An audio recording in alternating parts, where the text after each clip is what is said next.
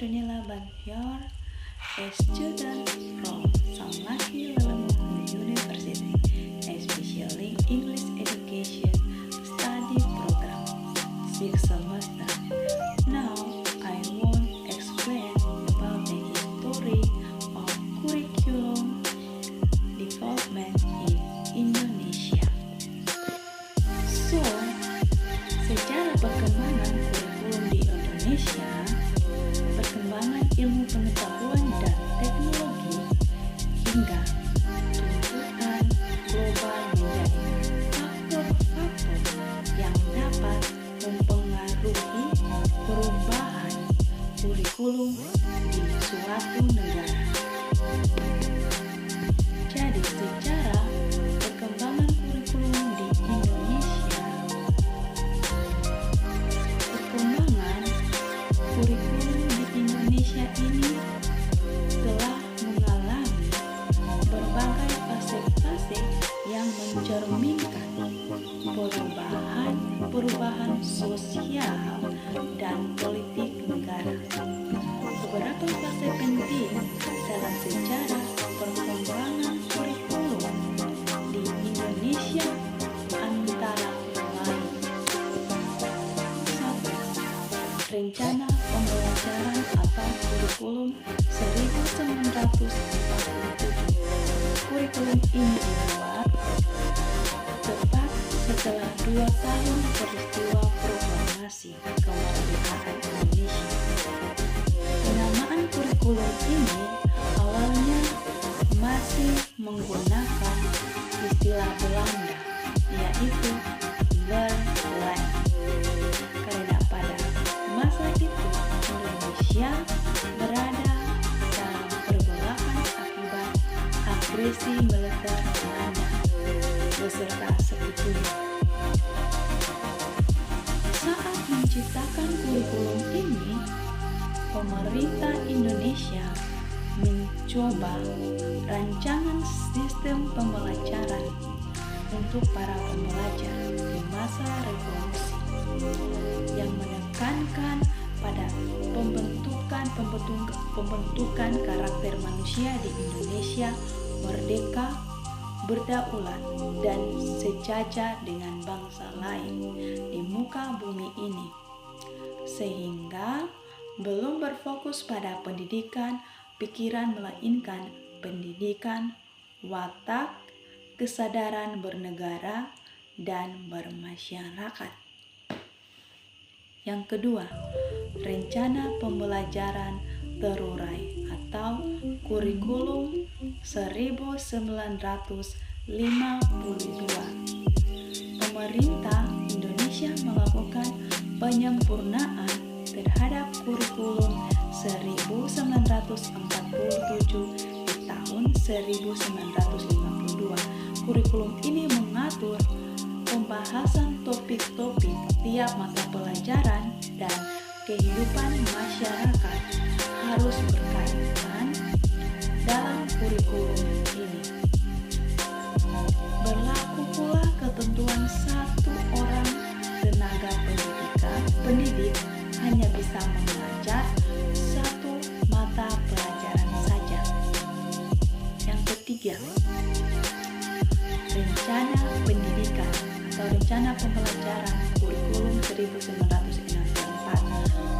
Konsep pembelajaran dalam kurikulum 1964 berfokus pada perkembangan moral, kecerdasan, emosional atau artistik keterampilan, dan jasmani. Konsep-konsep pembelajaran ini lebih dikenal dengan sebutan Pancawargana. Penerapan kurikulum 1964 di dalam proses pembelajaran dilakukan secara aktif, kreatif, dan produktif.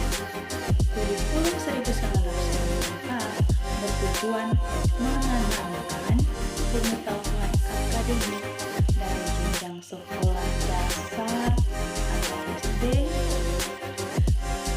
Selain itu, pemerintah menetapkan hari Sabtu sebagai hari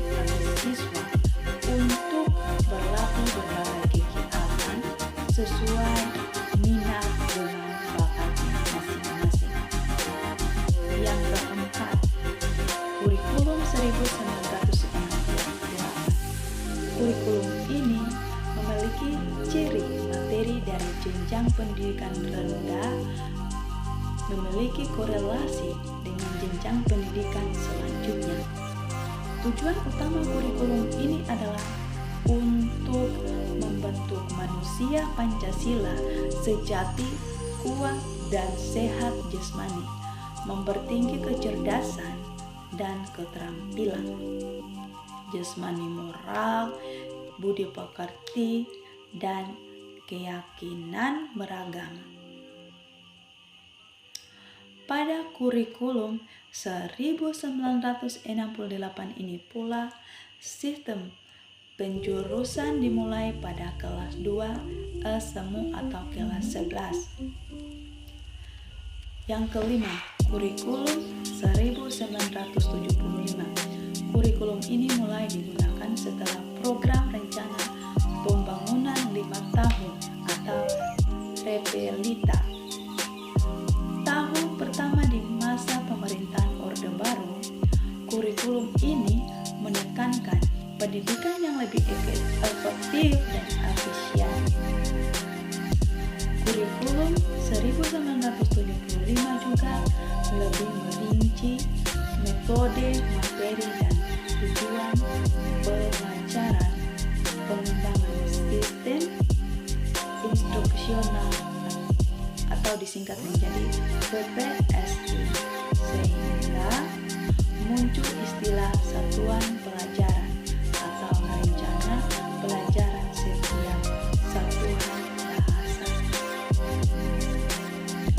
Namun penerapan kurikulum ini ramai dikritik karena guru menjadi lebih sibuk untuk menuliskan rincian tiap kegiatan pembelajaran. Beberapa mata pelajaran akhirnya mengalami perubahan. Nama seperti mata pelajaran ilmu alam dan ilmu hayat diubah menjadi ilmu pengetahuan alam atau disingkat menjadi IPA. Mata pelajaran ilmu aljabar dan ilmu ukur menjadi matematika. Yang keenam, kurikulum 1986 di tahun 1986 terjadi perubahan kurikulum di Indonesia juga, karena kurikulum sebelumnya dianggap lambat dalam merespon kemajuan di kalangan masyarakat. Dalam kurikulum 1984 ini ditambahkan juga mata pelajaran pendidikan sejarah perjuangan bangsa atau yang disingkat menjadi PSBB. Yang ketujuh, kurikulum 1994 disuplemen kurikulum 1999. Kedua kurikulum ini dibuat dari hasil kombinasi kurikulum 1975 dan kurikulum 1984. Pada praktiknya, kurikulum ini banyak mendapatkan kritikan dari praktisi pendidikan hingga orang tua pelajar. Karena materi ini, pembelajaran dianggap lebih berat dan padat. Kurikulum ini juga menambahkan mata pelajaran muatan lokal seperti bahasa daerah, kesenian daerah, dan lain-lain. Dalam kurikulum ini pula terjadi perubahan sistem pembagian evaluasi pembelajaran dari semester ke 1 bulan. Selain itu, terjadi perubahan singkatan dan nama SMP atau Sekolah Menengah Pertama menjadi SLTP, Sekolah Lanjutan Tingkat Pertama, serta SMA atau Sekolah Menengah Atas menjadi SMU yang disingkat Sekolah Menengah Umum. Mata pelajaran PSBB hapuskan pada penerapan kurikulum ini dan penjurusan SMA dibagi menjadi program yakni IPA, IPS, dan bahasa.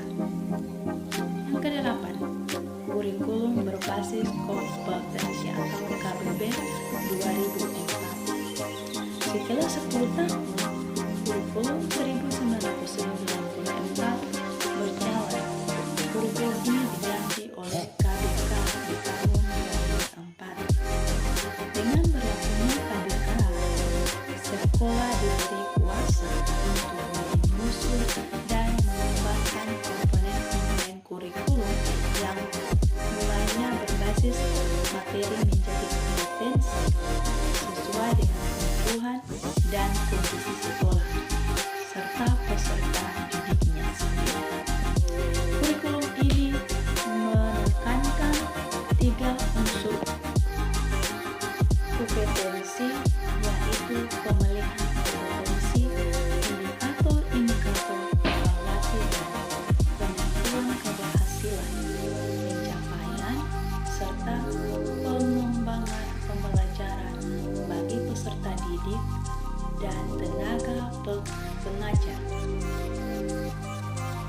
Dalam kurikulum 2024 ini, pemerintah mengubah kembali nama SLTP menjadi SMP dan SMU menjadi SMA kembali.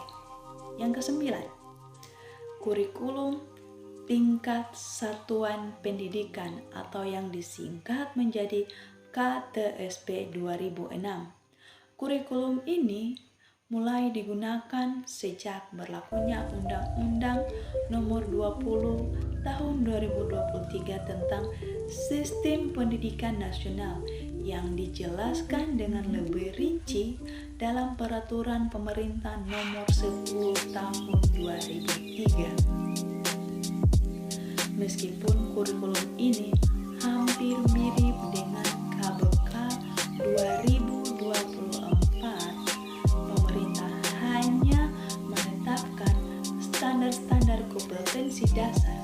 Kemudian, tenaga pengajar bisa mengembangkan silabus-silabus dan penilaian sesuai dengan kondisi sekolah serta kebutuhan-kebutuhan peserta didik di masing-masing daerah. Yang ke-10, kurikulum 2013 atau yang disebut dengan K13.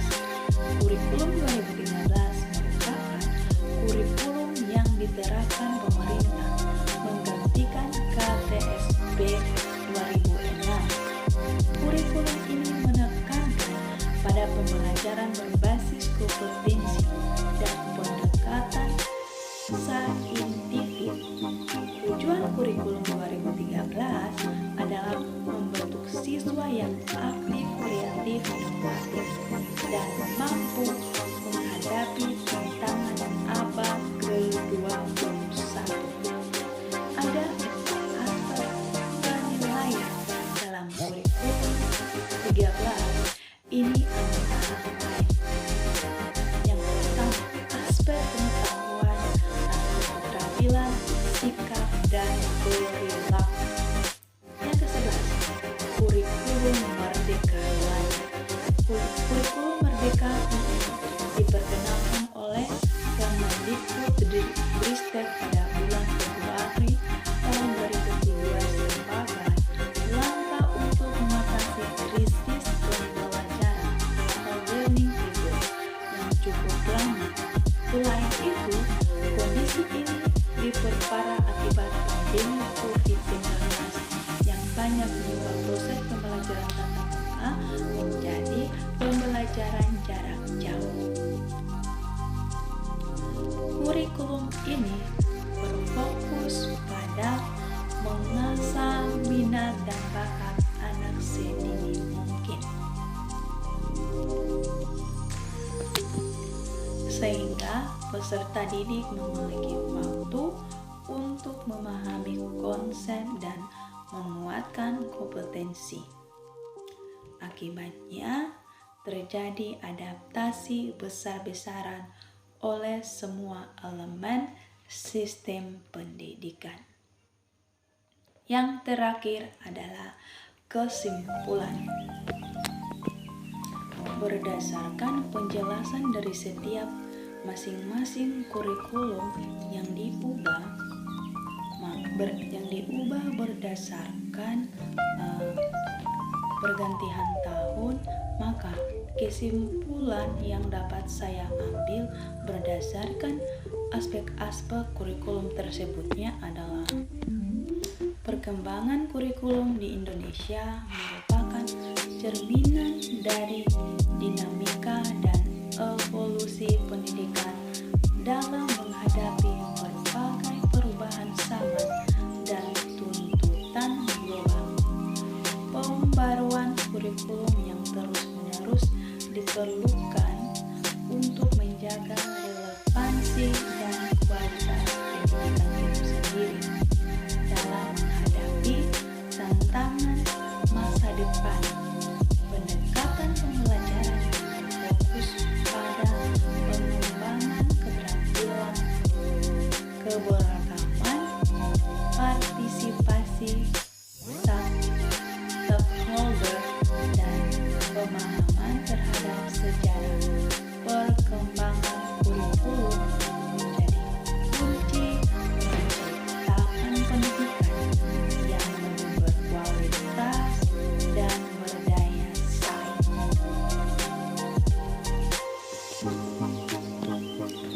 Just about explanation, curriculum, history,